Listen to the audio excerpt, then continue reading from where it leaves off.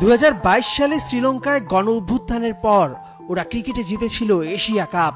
2024 সালের 5 আগস্ট বাংলাদেশে গণ অভ্যুত্থানের 23 দিন পর বাংলাদেশ ফুটবলে হলো দক্ষিণ এশিয়ার সেরা।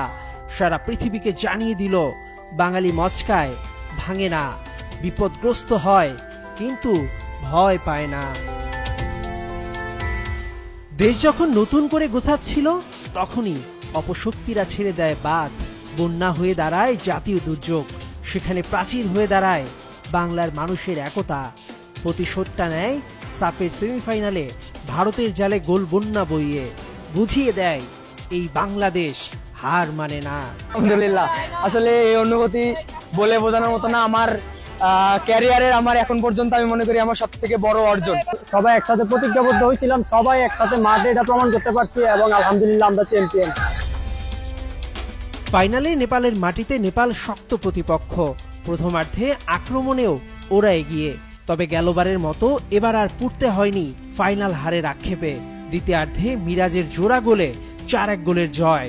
প্রথমবারের মতো সাব অনূর্ধ্ব-20 চ্যাম্পিয়নশিপে চ্যাম্পিয়ন দল বাংলাদেষ।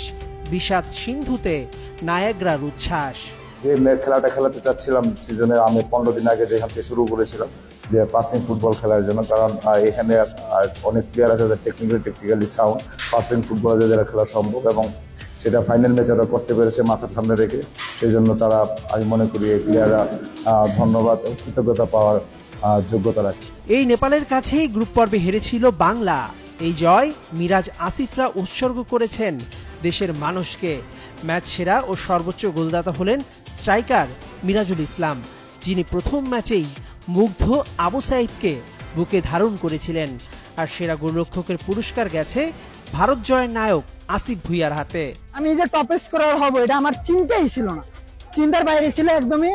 আমি চিন্তা করছিলাম যে আমার টিমটার আগায় নিয়ে যাওয়ার, বাট এখান থেকে একটা সেট পিসে গোল করছি, এটা আমি বিশ্বাস করি না। এটা আল্লাহ পাক ছাড়া আমি করিই নাই, এটা আল্লাহ দিছে আমারে, এর জন্য আমি পারছি, তাছাড়া আমি সম্ভব। টিমমেটের সাপোর্টে আমি আসলে 2 ম্যাচ খেলেই টুর্নামেন্টের বেস্ট গোলকিপার হতে পারছি আমি মনে করি। 71-এ স্বাধীন বাংলা ফুটবল টিম যেমন জনমত সৃষ্টি করেছিল, তেমনি বাংলাদেশ যে সরকার পরিবর্তনে পিছিয়ে যায়নি, বরং দৃঢ় পায়ে এগিয়ে চলার শক্তি সঞ্চয় করছে। এই জয় তারই প্রমাণ। মেহেদী নাঈম, 71।